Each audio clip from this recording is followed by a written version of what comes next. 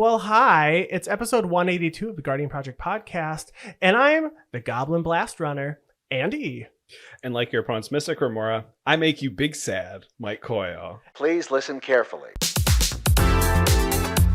And this is the podcast about Commander. Our favorite Magic the Gathering format. And this week we are talking about the biggest chonky creatures in this game.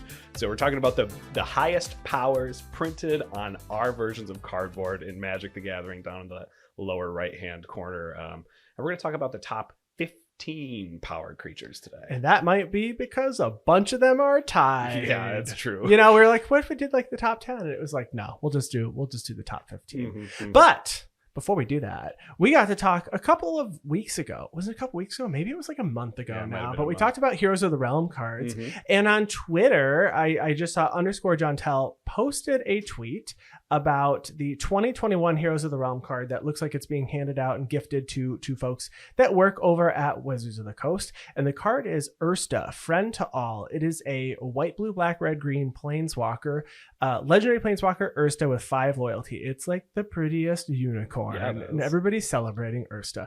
It says it can be your commander. So another planeswalker as commander. Love it. It has 3 abilities.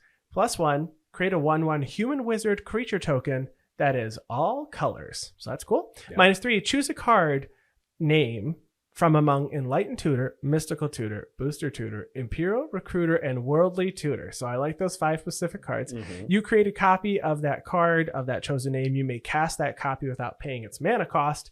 And finally, -8, you get an emblem with at the beginning of your upkeep. If you control 20 or more wizards, you win the game. Okay. Alt win con, Heroes of the Realm. There were some other alt win cons there that were really cool. Mm-hmm. There was like that rekindling Phoenix thing, the cinematic Phoenix. I think that was really cool. Mm-hmm. I like this. It's another Painbow commander. It's our second 5-color planeswalker that can also be your commander. What's the best wizard token that you can make? What does the Docent of Perfection make? Does that make wizards? I think so. Docent of Perfection. It's the flip card from, I think it's the Shadows over Innistrad block, and it says whenever you cast an instant or sorcery, put a 1/1 blue human wizard onto the battlefield, and if you control 3 or more, you flip it, and the other side has the same thing, so you make blue human wizard creature tokens. I personally like Lich Lord of Unks, which makes blue-black zombie wizard tokens, which used to be a very rare token, but it's not anymore. I really liked it strictly because of the rare token aspect of it. It's honestly, it usually is pretty underwhelming in my zombie decks. Yeah, you tap it, pay blue and a black, tap it, put a 1/1 blue black zombie wizard into play. Yeah, just so happens to have that extra wizard text on there that a lot of people don't know. It's a wizard. I shared this on Twitter, and then there were some other folks that were like, okay, how does one acquire one of these cards? And it's like, you don't. Yeah. But unless you work for Wizards. Unless you work for Wizards and you are in like the right team doing the right stuff. So super, super sweet cards. This would be one of those, like, when you think about cards that are like priceless, like expensive, these have to be truly like, there's no price you could truly put on something like this, right? Because there's only like 5 or 6 printed. I don't. Yeah, I guess I have no idea, but I mean, I think some of them get auctioned off for like charities and stuff. Oh, do they? Once in a while, for people who don't need the money, I imagine, because there's people that don't, or that could just use the money to a better cause. So that's the only time I've ever seen any of them like for sale though before. Like is through like auctions? You don't see them they're not on eBay. They're not on TCG Play or anything. No. So these are very, very cool. Yeah. Not a whole lot of news this week, though, but we're glad you're back. And we want to thank everybody who listens to us every single week, in and out, in the weeks, and also out of the weeks. What's out of a week? What? I don't. Any day that's not listed in the days of the week is out of the week. Wait, what days are not listed in days of the week? Make up a day. Just fun day. Fun day? Fun day is not that's the week. The day between Friday and Sunday? No, that's Saturday. No. It has to be Friday. Saturday is okay. Best day of the week though. Yeah. Has to be Saturday. Yeah, it is fun day. I don't dislike Thursdays. Thursdays are nice. The week is winding down. People are like stopping with work meetings and things. Surprise! Today's a Thursday. Wow, Whoa. we're recording on a Thursday. That is insane. But we also want to thank our patrons who come back every single week and support us. Thank you so much. As we mentioned last week, we are working on details for a patron Commander League. We're going to have leagues throughout the year with a different theme every single month. So, our mod and graphic designer and friend of the show, Chris Wolf, is going to be managing that. So we should have details just in the next couple of weeks here. And if you would like to join in on that or listen to other content like Second Main that you can get on Patreon, you can support us over at patreon.com/guardianprojectpod for literally any dollar amount. It can be like $1 a month. So I mean, like it's if you have that and you would like to support us, send it our way. We would be eternally grateful. Yeah, thank you. And if you're looking for another way to support the podcast or an additional way to support the podcast, however you are enjoying it, whatever platform you're enjoying this show on, if you could subscribe, rate, review, and leave comments, we'd be really appreciative. You can find us online on YouTube, Instagram, Twitter. You can search Guardian Project Podcast on Google. You can find our website, and you can even email us at guardianprojectpod@gmail.com. Let's go check out these really big creatures.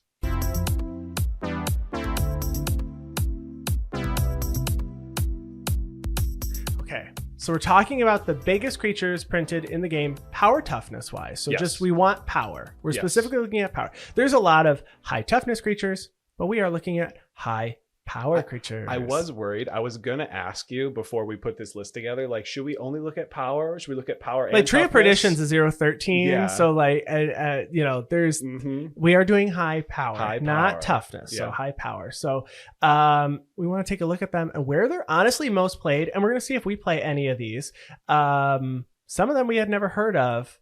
Yeah. And I'm going to go ahead and start, though, with Ancient Stone Idol, a 12/12 golem for 10 colorless mana. It has flash and says, this spell costs 1 less to cast for each attacking creature. It has trample, and whenever it dies, you create a 6/12 colorless construct artifact creature token with trample. Nice.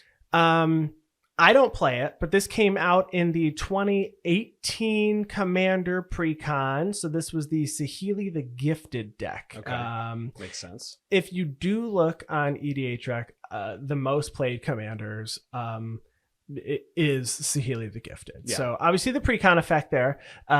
Just being listed in the deck itself, but I do like seeing that it's being played in the deck Ultra Magnus Tactician. Cool. So the transformer, this is the Naya, so red, green, white transformer that has whenever Ultra Magnus attacks, you may put an artifact creature card from your hand on the battlefield tapped and attacking, and then you flip it into that like giant semi-looking thing that when your creatures get like indestructible and stuff when that one swings.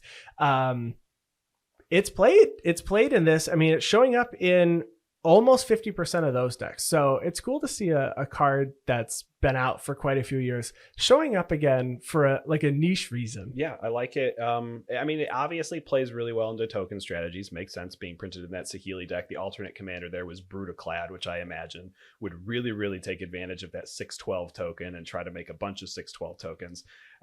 But, you know, on top of it building into your own token strategy, if you swing out, you can potentially cast this for 0 mana at flash speed and have that free 12/12. You can also use it as a defender. Maybe you have an opponent that's playing a Locust God deck and they decided they're going to swing 3 locusts at each player because they want to spread out some damage. Sure, you're taking 3 damage, but now for 1 mana, you get a 12/12 with trample at flash speed. Going into your turn, avoid the summoning sickness and swing at the person that just swung out with all their 1/1 insects.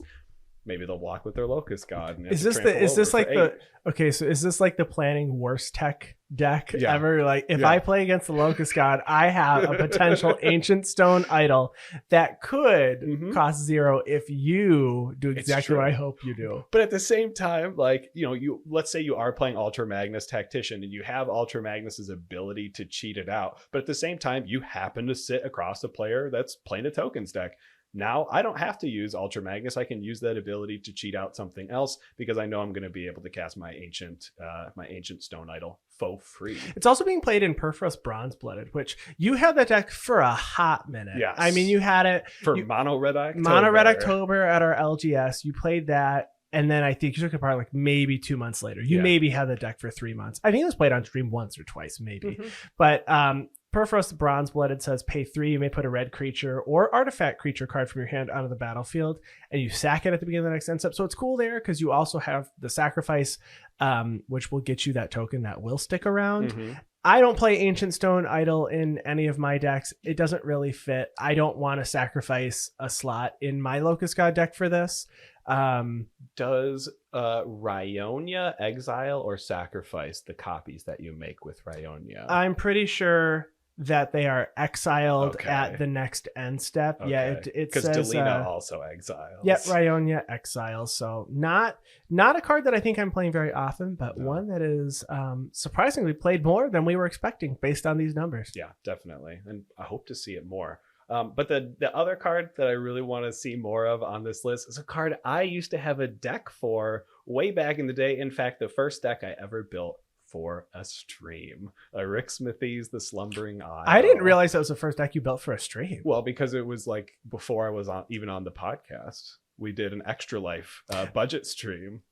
And you played Arixmathes in that game? Yeah, we all built budget decks for that one, and I had Arixmathes, the Slumbering Isle. That was where my Gerard deck came from, and that is no longer $50 or $25 or whatever it was. But I thought I was really like, oh, I'm gonna sack this and I'm gonna win this game. Yeah. Turns out, did no such thing. I actually just fizzled the whole game.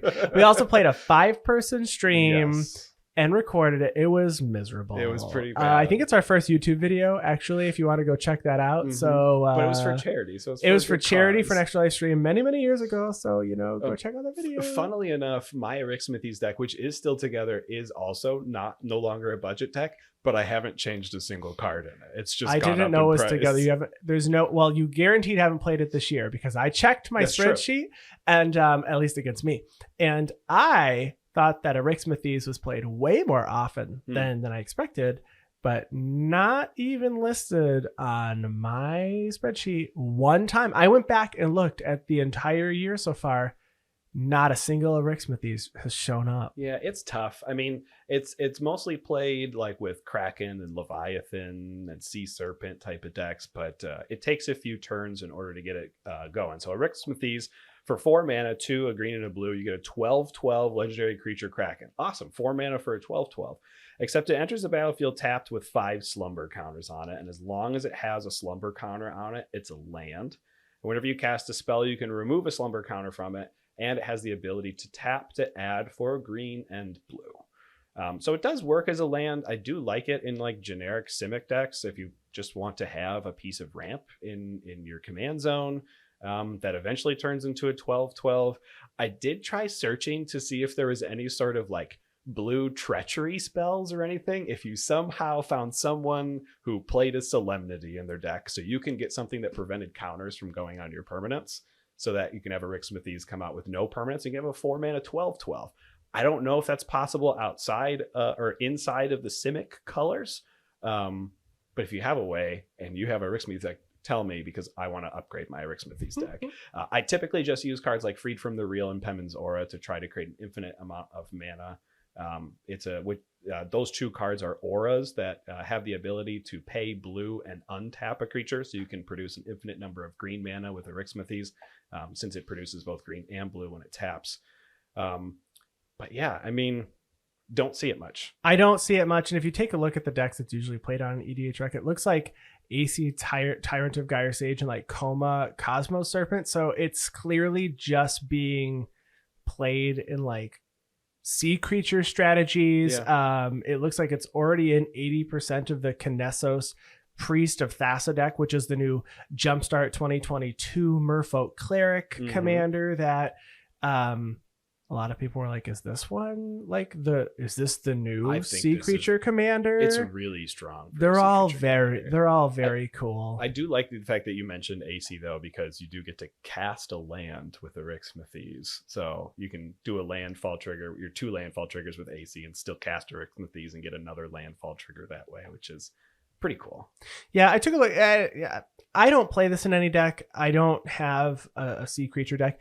Every time like some new cool, like I feel like the sea creature thing it's not a flash in the pan theme. I don't know. How do you describe this? Where it's like it's popular for like a month and then it goes away, but then there's like always a new cool sea creature. Flavor of the month. Flavor of the month. Yeah.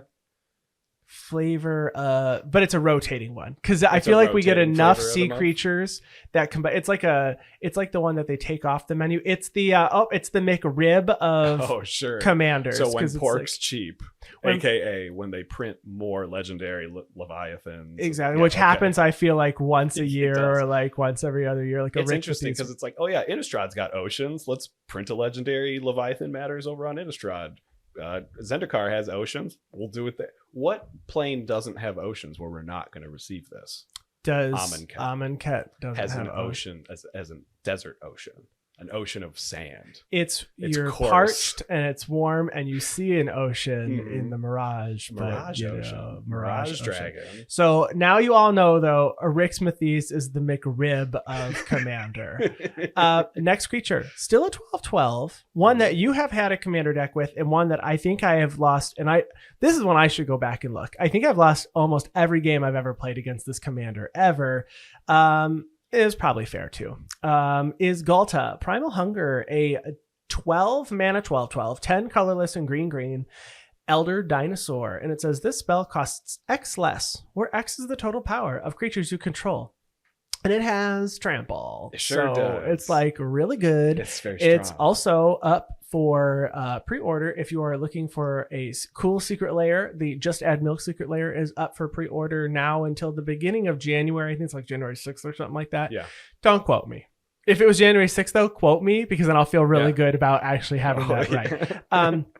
Ghalta Primal Hunger is a very good Voltron Commander. Huge. I have seen this both in a Commander deck, just like any dinosaur deck, and I've also seen it as a devoted Voltron Commander deck where people just play out all the mana dorks, and then their mana plus their 1 or 2 power is like, oops, I played this on turn 3 and you're gonna die on turn 4, and it happens every time. There's this like gold hind deer or something that taps for a green. It's such a good card because it has 2 power instead of 1 power in a Ghalta deck, so it accounts for 3 of that mana towards the 12 casting cost. But yeah, 12 power trample is a really magical number because you simply give double strike, and now you're getting commander damage over 3 toughness even. You would think that looking at the top cards on EDH Rec, if someone gave you these cards, you go, oh, it's an elf deck because it's Llanowar Elves, Elvish Mystic, Return of the Wild Speaker, Finhorn Elves, Reclamation Sage, Beast Whisperer, Arbor Elf. They're all just mana dorks. And then those mana dorks are like, hey, look at this giant dinosaur friend we have. And then I'm going to give it double strike, or I'm going to give it unblockable. Yeah, go ahead and spot removal it. It probably still costs green. It's just going to cost green. And I also have Lightning Greaves and Swiftfoot Boots. Sorry. There is a card that that was printed in the Streets of New Capenna Commander that I wanted to give focus to for Ghalta decks because it's something that's not appearing in the top cards, but I think maybe should. It's appearing down in utility artifacts, and that's a Dodgy Jalopy, which does have the ability to scavenge itself for 2 and a green. It's a vehicle that has star power where its power is equal to the greatest power amongst creatures you control, and you can scavenge it for 12 and put 12 +1/+1 counters on your Ghalta. Yeah, it's for 3 mana you can essentially give your commander double strike, but then you can also give it real double strike and then hit for 48. Those are counters. Those are +1/+1 okay, so it stays. So forever. now your commander's a 24/24, and if someone doesn't remove it, you have trample, so you're likely going to hit. Yeah, looking at it as just as a card, and not surprising to me, it's played in Gishath, Sons of Avatar, which is just a really good dino deck, but it's played in Selvala, Heart of the Wilds. Didn't expect to see Reiki, History of Kamigawa, but if you're just playing legendary spells, this one could cost green. This one could just cost green. I also think it's pretty cool showing up in Old One Eye, which is just... It's a 6/6 trample. Other creatures you control have trample. When it enters, you make a 5/5 Tyrannid, and then at the beginning of pre-combat, you may discard 2 cards if you do return Old One Eye. It just seems like it's just like a bunch of big green trample stuff. Things. Yeah, I see Grothama All Devouring here as well. That has an ability of whenever a creature attacks, it can fight Grothama, and when Grothama dies, you get to draw cards equal to the amount of damage you've dealt to Grothama. So everyone pretty much plays that in the 99 of their Galta decks out there, and vice versa. And I think Grothama shows up like 4 or 5 times more later in like in cards that we're going to talk about, but it's just they're all just big, ginormous things. So it works really well in Grothama. Yeah, Galta's great. If you haven't played against Galta, it is a fast game, which I think is always wild. It's true. And it feels like it's so large as a Voltron commander, you don't feel targeted because it's like, I only have to swing at you twice, likely. Right. And you're not like, oh, I'm going to swing at you 6 times. You're like, okay, but you've swung 6 times. You could have swung once elsewhere. You're like, no, it's only 2. Don't worry. Right. You'll be over soon enough. And I'm like, all right, it's fair. True. It's true. Yeah, we talk about with Voltron, you have to dedicate attacking to one player to really have it be an effective strategy. And with this, just swing once. It's fine. But when it's a 12-12, the work is way less. It sure is. All right. So we have next on this list, the newest card from this list, brand new creature type even. This is Hierophant Biotitan from the Tyrannid Swarm Precon from the 40k Commander decks. I like that you say that. Like anybody knows what that is. It's the Teamer one. The green, blue, red one. That's true. The one with a bunch of I want to know, do any of you know the actual name of a single precon in existence? Because I don't. Swell the Host is one I will always remember. It's the Azuri Claw of Progress precon. I'm currently holding the Captain Nathing Rod deck. Do you know what this deck is called? I did look it up the other day, but I can't remember. It's have horrors to do with it. No, well, kind of. It's Mind Flayers. Oh yeah, a bunch of R's. Anyway, as I continue to derail this episode, I laughed when I saw those notes. I was like, nobody knows what any of these are. I wasn't even reading the notes either. I'm staring at a picture of Hierophant Biotitan right now. So Hierophant Biotitan for 10 green, you get a 12/12 Tyrannid. Says, as an additional cost to cast this spell, you may remove any number of +1/+1 counters from among creatures you control, and the spell costs 2 generic less to cast for each counter removed this way. It also has Vigilance, Reach, and Ward 2, as well as Hierophant Biotitan can't be blocked by creatures with power 2 or less. So very similar, I guess, to Galta, kind of being able to potentially only be able to cast for green. This is not legendary, so it can't be your commander. Doesn't have trample. Vigilance and Reach are really, really good keywords on here, though. But if you look at it from the fact that you have to remove 5 +1/+1 counters in order to cast it for green, you're essentially removing 5 power from your board in order to do so. Where Galta, you only get more benefits by the more power you put on the board. So I think Galta is a little bit better in terms of that case. You know, it's definitely a different case because you have to play this in a quote unquote have to play this in a +1/+1 counters matters deck. But I also think I'd rather have trample than can't be blocked by power with creatures power 2 or less. I don't know. What's your opinion? I want trample. Yeah, over that last ability? Or period? No, well, I'd rather over last ability, yeah, but I mean, the number of times that I play out a 3/1 or something, you're like, well, I guess you can block that. Yeah. And this isn't, I feel like this one's not coming down as quickly as Galta. No, because there's a lot of build up. I mean, maybe you're playing a Master Chef background deck where everything's coming in with 1 +1/+1 counter, but do you want to sacrifice the 5 power to get it out early? When I look at some of the decks that are seeing played, I see Animar, Soul of Elements. That was the only one that I could think of that would want this, other than maybe even like Voro the Hulkblade 2 to double counter something. But then you're removing them, and that like defeats the purpose. Yeah, that feels bad. Well, and here's the other thing with Animar, Soul of Elements. So whenever you cast a creature spell, you get to put a +1/+1 counter on it, and creature spells you cast cost 1 generic less to cast. You're probably just trying to put 10 +1/+1 counters on Animar and not actually using the Hierophant's ability to remove +1/+1. You don't really want to. It like a fight's against what Animar wants too, almost. Although still just works. Yes, but now in the Mimeoplasm, where you can exile 2 cards from your graveyard or from any graveyard, and the Mimeoplasm becomes a copy of one and gets +1/+1 counters of the other, I would take either a copy or 12 +1/+1 counters from Biotitan. So I could definitely see it being played there. And that's, I think, going to be kind of a reoccurring thing with these giant creatures is we get to put a lot of +1/+1 counters on things in Mimeoplasm decks. Yeah, Mimeoplasm is the other card that shows up quite a bit this episode. Yeah, it sure does. The next one here is Phyrexian Dreadnought, a 12/12 1-mana artifact creature with trample that says when it comes into play, you sacrifice any number of creatures with total 12 power or more, or you have to sacrifice the Phyrexian Dreadnought. So This is a very expensive 1 mana card, and I play it actually in 2 decks. So I play it in Gerard Glugori Lich Lord, so that allows me to sack creatures, and each opponent loses life equal to its power and toughness. So when I pay 1 mana to play this creature, I pay 3 for Gerard to sacrifice it. So 4 mana total to have each opponent lose 12 is great. I actually think it's better though in Lazav the Multifarious, which I think I've only played once or twice this year. But Lazav is blue-black. It's a 1/3 shapeshifter that allows you to surveil when he enters, but then also has pay X equal to the mana value of a creature card in your graveyard. So it can be any color, obviously. And then Lazav becomes a copy of that creature.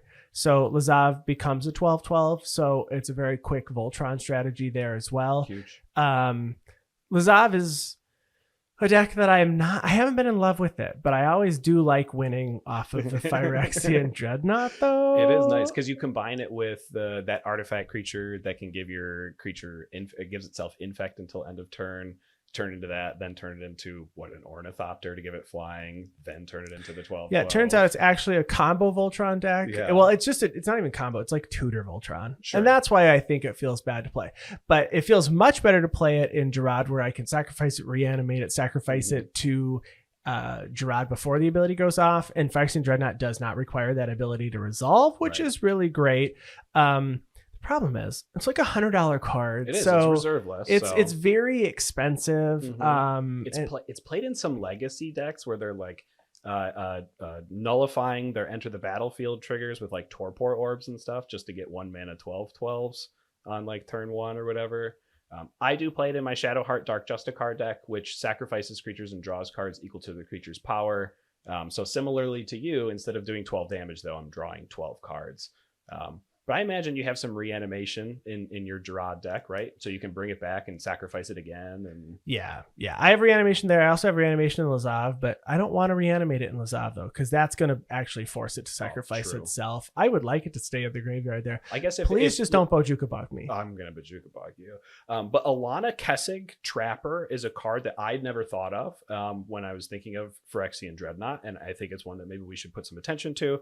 That is a 4/3 human scout for 4 and a red. First strike. It has the partner ability from the original Commander Legends and has tap to add an amount of red equal to the greatest power among creatures you control that entered the battlefield this turn. So as long as Alana doesn't have Summoning Sickness, you cast Phyrexian Dreadnought, it enters, you tap it, you add 12 red mana to your mana pool, and then Phyrexian Dreadnought can just sacrifice itself. But it's really cool, like a 1 mana for 12. It's the best dark ritual you've ever seen. Yeah. All right, so next up we have Jokel Mortar. I think it's Yokel Mortar because I think it's from the same plane that Yokel Hops comes from, but I have no idea. All right, we're gonna call it Yokel I'm gonna if I made that up, I apologize. It's okay. I'm gonna look like the idiot. Yokel Mortar. For 4 blue, we get a 12/12 Leviathan with trample. Already sounds great. But Yokel Mortar does come into play tapped. When Yokel Mortar comes into play, you sacrifice it unless you sacrifice 5 lands. And Yokel Mortar doesn't untap during your untap step. And whenever you play an island, you may untap Yokel Mortar. I wasn't wrong. I checked it. Yokel Hops is from Ice Age, and this is Cold Snap, which was the lost set. So perfect. So it definitely was planned, and I definitely was right. So this is a 7 mana 12/12. But there's a lot of drawbacks to getting this thing on the battlefield. So again, I think you have to try to stifle the enter the battlefield effect, or use this just kind of in another way, like the Mimeoplasm or something like that. I don't like this card very much. I think it might be my least favorite card on this entire. It's my second least favorite. No, this one's triple blue, sack 5 land. So you can't get around it by reanimating. It's just when it enters. Yep. It also enters the battlefield tapped. Like it's just not great. And then I was like, well, what if we played this in like Muldrotha? Muldrotha's got blue, and then it's like you're sacking 5 lands. You can only get 1 back per turn. It's also triple blue, and we're already in a 3-color deck. And unless you got a Chromatic Lantern, or for some reason you got your triple blue, and I mean that's great for you, but also like I don't want you to have to sack 5 lands. Right. Because I'm just going to remove Muldrotha and you won't get those 5 lands back as quickly. Even if you like have a Splendid Reclamation in your hand or something, you're better off playing something like a Zurin orb that can sacrifice your lands than playing a 7 mana thing that has to sacrifice your lands. I mean, the only popular commander that it looks like this is even being played in is the Mimeoplasm, and it's only in 16 of those decks. Although it is Leviathan, so if you look at other cards that are being played with it, it's just all Leviathan things. Yeah. It's just it's not a card I'm interested in, and I'm out. Like I'm gonna pass, and for that reason, I'm out. Gone, not on the table. Passed that right up. All right, let's look at another 12/12. Look at Eldrazi. We're on the Eldrazi path now. We are, but I'm kind of into it. So we have Kozilek the Great Distortion, 8, and then specifically 2 colorless mana. Yeah. Okay. Whenever you cast Kozilek the Great Distortion, if you have fewer than 7 cards in your hand, draw cards equal to the difference. It has Menace and discard a card with converted mana cost X to counter target spell with mana cost X. Just colorless control. It's crazy. Every time like this deck comes up, I really want to build this deck, and I have a copy. I bought a one of the pre-release copies like so long ago, like 2 years ago. Oh, and it's like it's one of those, I'm gonna do this, and then every time I started building it, I was like, oh, something new came out. I'm not gonna build this, and I have so many cards for it. Every time I play against it, I actually enjoy. We got to play against it this past weekend. It didn't do anything because the game ended right after that Kozilek came out because the mana values that they could have discarded, they just didn't match any of the cards the next 2 players which absolutely happens. Yeah. But I'm kind of into this commander. It's of the Eldrazi commander. This one is the most interesting to me. Yeah, it doesn't have an Annihilator on it, which is nice. No Annihilator. It has card draw. It can swing, and it also can counter things. Yeah, I kind of like that too. You're like, I personally like the fact that you are required to pay colorless mana into it. Makes it a little bit harder to just like shove in the 99 of another deck where you just care about big creatures or something. Makes you force everyone to go listen to some of our past Guardian Project podcast episodes where we talk about utility lands that enter untapped and tap for colorless mana and do other stuff too. You know what? I think I would have to look, but I think I play a lot more utility lands that actually tap, because the errata that made that generic mana tap for colorless. I think I have a lot of generic mana. I pretty much think that I could play this in pretty much any of my decks. Yeah. Maybe not like my Celestia deck. True. I'm not really doing a whole lot there. That would be interesting. Worst case scenario, I guess, go find that Soul Ring, and that Soul Ring can account for that 2 colorless mana that you need. Yeah, as a commander, this is pretty much playing Eldrazi's and then various mana values. So I mean, you want a good array of mana. Yeah, you're trying to go from, you want all the way from 13. You don't even need 13. You probably want from like 9 down, obviously all the way to, I would say 1. I don't know if I really want to. There's not a ton of 1 mana spells, but there are swords some. To plowshares and stuff. Yeah, you could do that, or somebody's reanimate or something. I mean, you can, but you want a good array. I like this card. I don't have a ton of notes. We've seen it on big shows like the Command Zone. We've seen it on our own stream. I've seen it at LGS's. I don't see it a ton, honestly. Like, I think it's just one of those, it's been out for so many years now. People are playing it just seldomly. I want to play it, but I do like when I play against it. I don't dislike playing against this Eldrazi. No, this one's fair.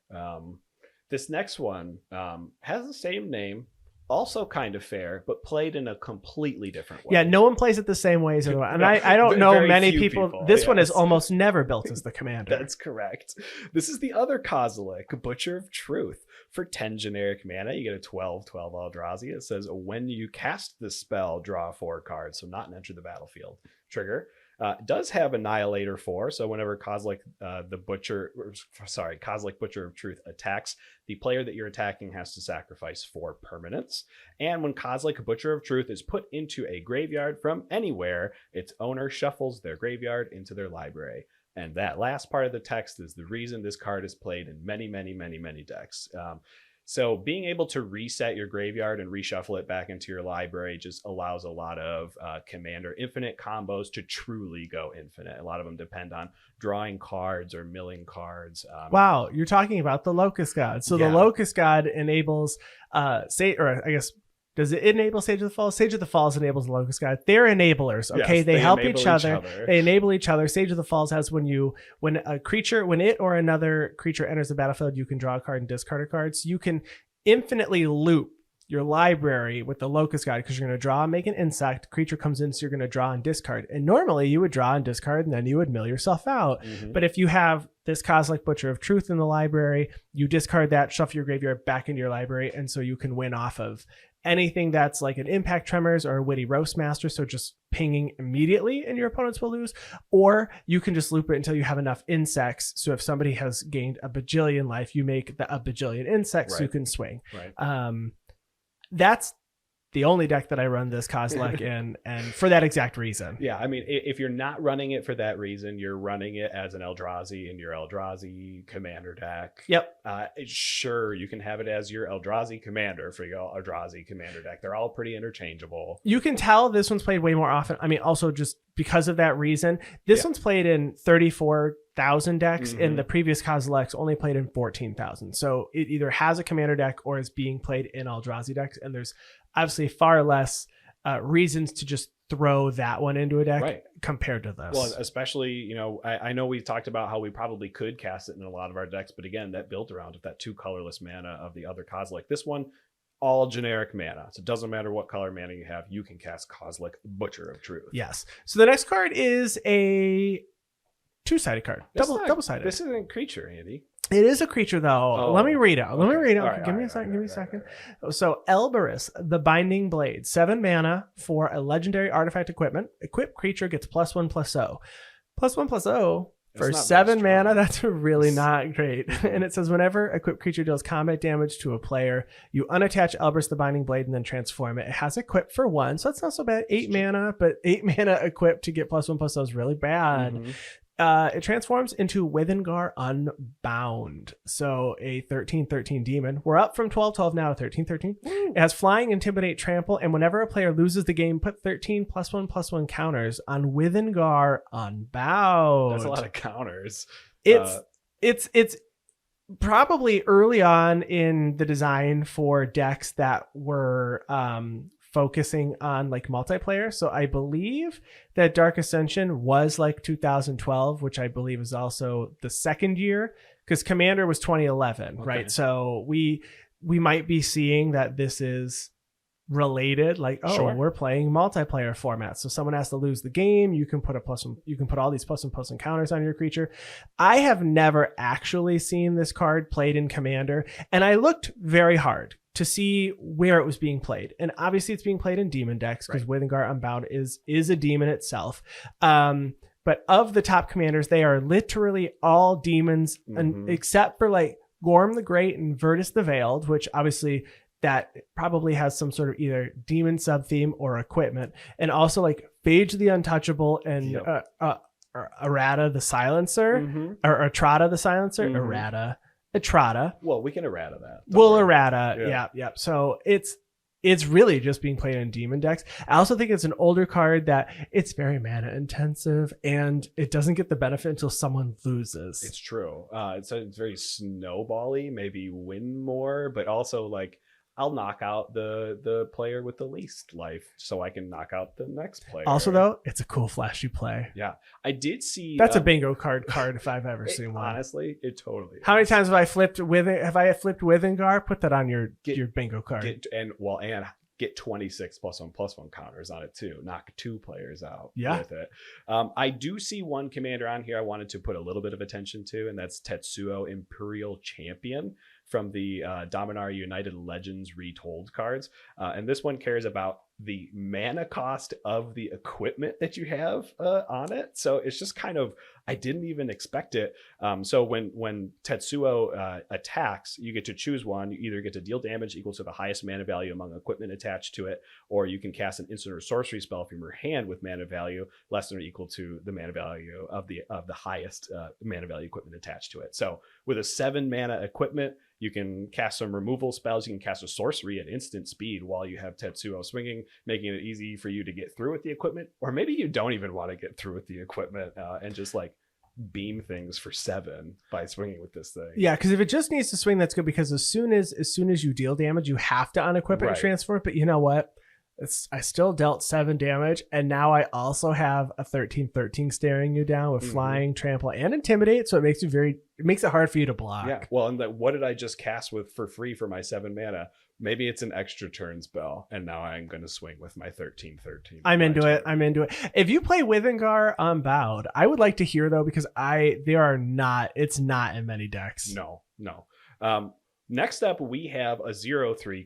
Wait a minute, a 0/3. Oh, it's another one of those flip cards. Okay, Ludovic's Test Subject. For 1 and a blue, you get a 0/3 creature lizard with Defender. And for 1 and a blue, you can pay to put a hatchling counter on Ludovic's Test Subject. Then, if there are 5 or more hatchling counters on it, remove all of them and transform it into Ludovic's Abomination, which is a 13/13 lizard horror with trample. So a blue wizard horror with trample is what we're getting at the end of this transformation after spending 12 mana? 12 mana, 13/13. Yeah. With trample. So, I mean, at least it has text. You know what's funny, though? That the top commander that this is played in is Arcades the Strategist, because it's a 0/3 defender creature. Yeah, that makes sense. Which is very funny to me. But if you've got the mana, you can just make it a 0/13 trample, which it's pretty nasty alongside all those walls that are already swinging for 7. No, it's a really good point. Whatever it is. Because that's what Arcades decks like. The Bane is remove Arcades, and then they can no longer swing with any of their creatures. Now you have an out to turn it into a 13/13. It's also a horror, which is why it's seen playing Captain Nagarthrod, which is the face commander of your horrors Mind Flayers. Mind Flayers deck. I already forgot the name for it. See, this is why we just refer to them as the black blue pirate commander or something.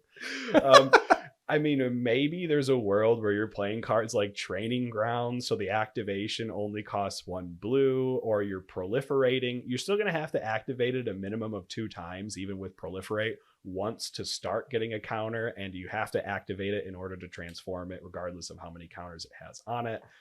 So it's still going to be 4 mana. I was going to say it is a hatchling counter. I was like, could you put it on some other way? But hatchling counters are not common for you to move around. Nope. I do like, though, that you mentioned parry here as a commander, because it cares about the maybe types of counters that are just among cards you have. So parry has shield counters, and whenever attacks target creature you control gains trample, and +X, where X is the number of different kinds of counters among permanents you control. So I mean, a hatchling counter +1/+1. Yeah, you're not going to get another hatchling counter probably on your permanent, so you're good. This one's a unique one. This is a cool unique one. Parry the Pulverizer wants it. Not a whole lot to say. 13/13 trample. I mean, I'm into it. I didn't realize the card existed, to be honest, till we did this research. Next is Death Shadow, a 13/13 avatar for 1 black mana that says Death Shadow gets -X, where X is your life total. So in Commander, you can't play this until your life total is at least 12 if you want it to stick around. But this is another one that has it's a solid card in a single commander. I mean, it's good in multiple commanders, but it's very good in Verils, the Scar Stripped. So that is a 2/2 Troll Warrior for 1 black and a green. This says each creature in your graveyard has Scavenge, and the Scavenge cost is equal to its mana cost. And then you can sack another creature to generate Verils. But you can play Death Shadow, let it die, let it sit in the graveyard, play Verils, and then you pay 1 mana, and you're going to put 13 +1/+1 counters on a creature you control. So Verils Voltron makes Verils a 15/15, likely on turn 3 if you ramp Verils out even a turn early. Right, and then you just have to have 6 power more to scavenge onto Verils, which is probably very. And very if someone doable. tries to remove it, you just sack another creature. You know, I mean, like the play pattern is consistent. If you get the Death Shadow early, the Verils player at least gets 1 person out early, for sure, and then kind of goes to town. Again, Mimeoplasm is mentioned here. It's not a legendary creature. We see it less in Commander, more in other formats, but really great card. Yeah, I know in Modern with Death Shadow, they play an enchantment called Dress Down. It's a 2 mana flash. enchantment that says when it enters the battlefield, you draw a card. Creatures lose all abilities, which makes Death Shadow just a 1-mana 13/13. It does have this thing at the end that says at the beginning of the end step, sacrifice dress down, but I'm not sure if anyone out there are playing permanents like that in like an Obeka Brute Chronologist deck that has the ability to just end the turn with those triggers on the stack. So you can have a permanent 13/13 for one. It's a lot of hoops to jump through. You have to sack it on the next turn, and then the next turn. Well, you keep doing so your you have to untap Obeka, activations. and the other person's going to yes, I end the turn, because Obeka doesn't force the end of turn. So dress down only sacrifices at the beginning. It does say every single end step. Okay, so I think that is okay. Well, yeah. We'll I don't. If you want the most work in Commander and you have to play the most politics you've ever played, I talk guess. to me. I'll give you a deck. But that seems very much too difficult. All right. Well, let's skip the politics and let's tell our opponents what they can and cannot do with this next creature. Emrakul, the Promised End. For 13 generic mana, you get a 13/13 Eldrazi. This says Emrakul, the Promised End, costs 1 generic less to cast for each card type amongst cards in your graveyard. Whenever you cast Emrakul, you gain control of target opponent during that player's next turn, and after that turn, that player takes an extra turn. Emrakul also has flying, trample, and protection from instants. So this is, although seen in the 99 of a lot of decks out there, probably most seen as a commander. And people are going to take your turn and they're going to sabotage your I think it says something when you said it's most seen as a commander, because according to the numbers, there's only like 500 or so of this as a commander, but in decks it's in 17,000. I'm very surprised at that. I am too, and maybe it's just because the number of times we've seen it at our LGS and just people we play with. It's true. Maybe just it's a few people in our local area play this, but it is a deck or a card that I've had a really hard time playing. I don't do sabotage well. I've lost after the sabotage because I've left something that was like a worse problem. I don't play it for that reason. I feel bad. I just know how I am as a player, and I don't like to specifically mess with a board, and I usually do it very poorly. Right, but if you are playing a deck helmed by the Peregrine Dynamo from Dominaria United Commander recently that can double the triggers of legendary creatures that aren't your commander that enter the battlefield, maybe you won't feel as bad knocking 2 players completely out at the same time with sabotages, and then it's just going to be a one-on-one after that. Yeah, it's pretty gross. Yeah. The card's great, and I have one. Yeah. I just don't use it in anything. I mean, even on top of taking another player's turn, 13/13 flying, trample, protection from instants. It's huge. It's just really good. All right, Crozan Cloud Scrapers. Next card, a 13/13 Beast Mutant for 7 green. At the beginning of your upkeep, sacrifice Crozan Cloud Scraper. Say that 3 times fast. Unless you pay green. And then it has Morph for 7 green. So, this is a card that's really only being seen in like morph decks. You see like Kadena, a Eudora, Grave Gardener, even Animar pops up again just to make this cost less. You have an upkeep cost. You have to have green available. It doesn't even have trample. And if you're playing in a morph deck, I mean, you still have to pay the cost of the creature. So you have to pay 10. To turn it face up. Or I guess morph is 9. Yeah. You saved a whole mana. Well, by paying 3 mana early, so you actually spent 2 more mana overall. This is my least favorite creature on this. Is your least favorite one on here? It's just a 13/13 that has extra hoop. Well, that costs more mana, not more mana, but costs mana every single turn. But hey, you can play it in the Mimeoplasm and get 13 +1/+1 counters on your Mimeoplasm. Yeah, there's not really a whole lot more to say. It's in 511 decks apparently, so I assume that they all add up to just be the few commanders that we see here.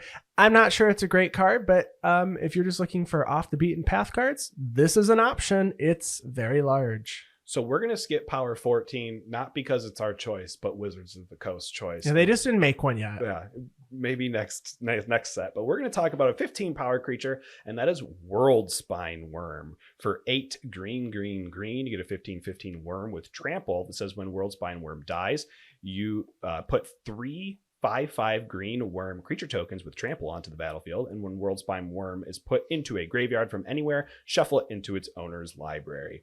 So it does cost a lot. It's just a giant honking worm. It's a 15/15 trample for 11 mana in mono green, a very, I would say even a low amount of mana for mono green to be able to achieve, on top of the fact that it is really just really strong in enchantment decks, or not something like token decks. What the heck am I saying enchantment decks for? In token deck strategies, because it does create 3/5/5s. You're in the right color for all of the mono green token doublers. So, being able to create 6/5/5s, and Worldspine Worm doesn't even go to your graveyard. It gets reshuffled in. Find it again with your Worldly Tutor or your Finale of Devastation, because it needs to be bigger than 15/15 when it enters the battlefield, in my opinion. I've never seen this played before in Commander, but when I think about it, I run a Nakia deck that it's very fun. Primal Surge deck. This would be Nakia makes 11 mana like it's nothing. You sneeze and Nakia has 15 mana. you just ramp into Nakia and then you're like, oh, okay, I already had 5 lands or 6 lands or something, so now I have 12 or 10.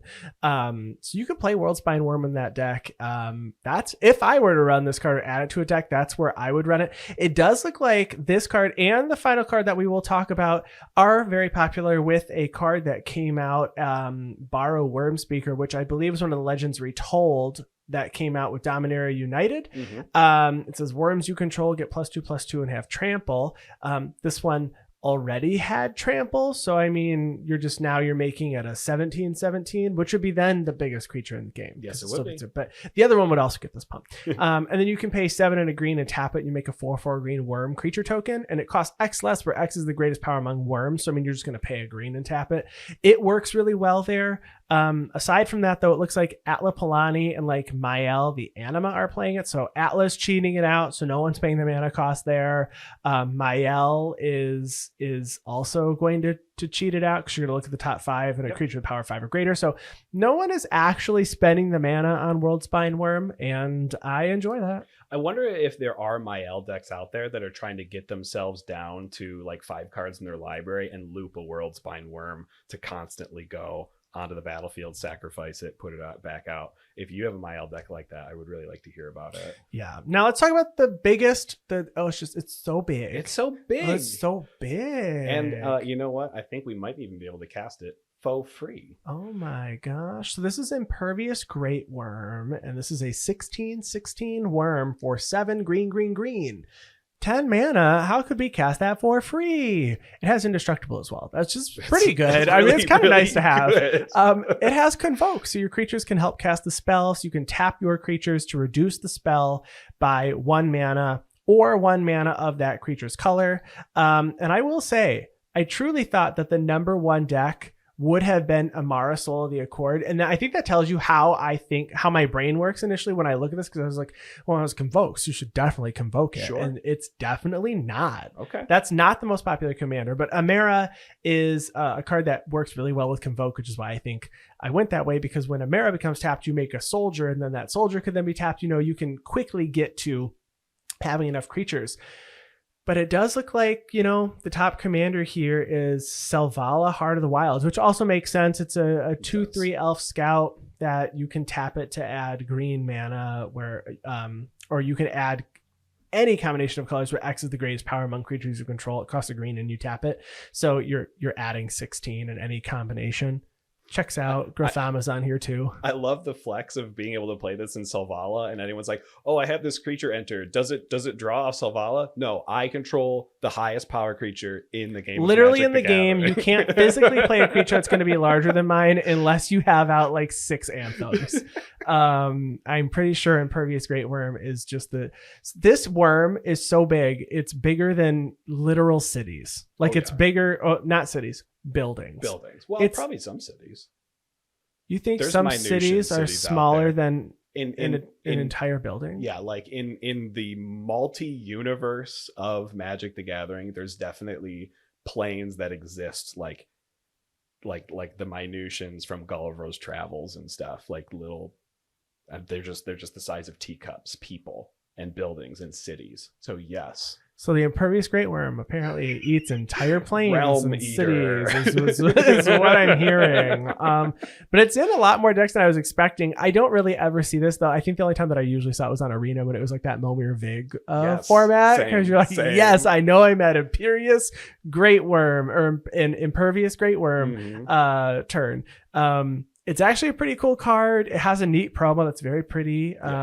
So just got to throw some trample on there, which everyone's going to do with Borrow Worm Speaker. With Borrow Worm Speaker. It also works really well in Borrow Worm Speaker because it's going to make your Borrow just cost 1 to tap, but it's also then going to be an 18-18, which then beats out the 17-17 World Spine Worm. So if you have them both out, Impervious Great Worm still says, no, I'm bigger. If your opponent has something that says activated abilities, you have cost 9 more to activate, you're still only going to have to pay 1 green. And it's a very specific situation, and I hope you get into it. Exactly. And that's going to be it for this week. We want to hear where you play all these big honkin' creatures. They are all ginormous, and aside from the Croson Cloud Scraper and the Yokel Mortar, I am afraid of all of them, except those two. You can play those two. That's fine. Yeah, I don't think I'm going to be too afraid of those. No. I'm more worried about your mana base with Yokel Mortar. And I'm afraid of what you're hiding from me by trying to play those cards. You're distracting me from something. Now you watch, and it's going to be something even worse. The magician says, look at my left hand, and they're doing something with their right. Exactly. Well, we want to thank you all for listening this week. And if you want to chat with us more, you can find me on Twitter at Andy Flory. And you can find me on Twitter at WormCoilEngine. And of course, like always, we'll talk to you next week.